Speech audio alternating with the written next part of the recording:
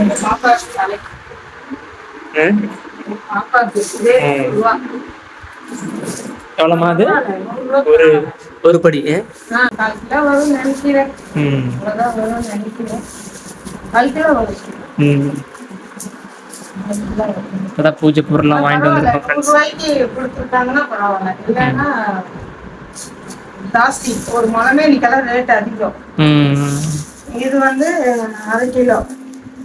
1/2 kilo எவ்வளோ? Hello, 120 ரூபான்னு நினைக்கிறேன். 120 ரூபா 1/2 கிலோ. இது 130 ரூபா.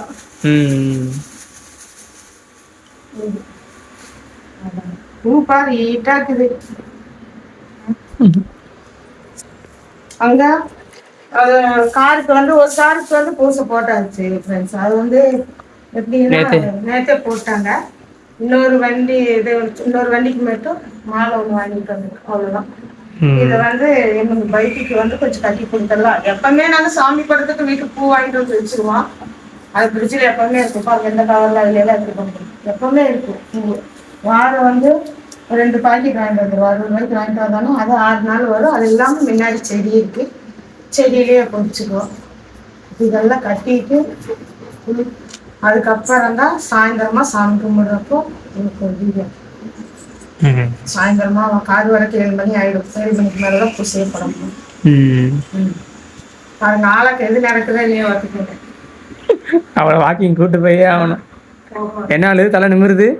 எல்லாம் வாங்கிட்டு வந்து வச்சிருக்காங்க. எல்லாம் வாங்கிட்டு வந்தாச்சு. பொங்கலுக்கு செய்யறது எல்லாம் அங்க இருக்கு.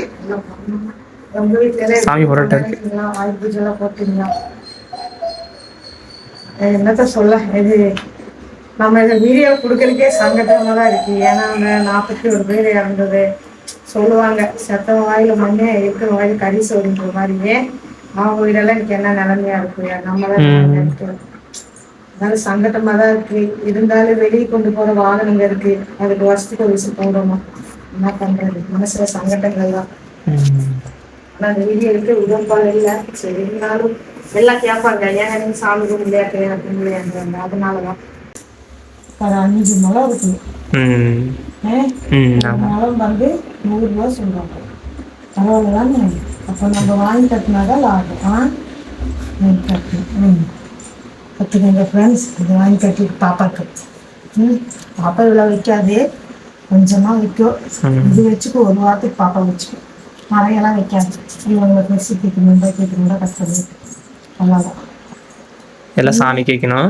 இது வந்து இல்லை, சாமிக்கு கொஞ்சம் இருக்கு. இப்போ இன்னொரு வண்டிக்கு இது கட்டணும். ஒரு வண்டி கட்டியாச்சு. இன்னொரு வண்டி கட்டணும். பைக்கு காருக்கு வாங்கிட்டேன். காருக்கு வாங்கியாச்சு. பைக்குக்கு மட்டும்தான் இருங்க. அந்த மாலையும் பார்த்துருங்க. அது காருக்கு தனியாக மாலை வாங்கிட்டு வந்தோம் ஃப்ரெண்ட்ஸ். காருக்கு வாங்கிட்டு வந்தோம்.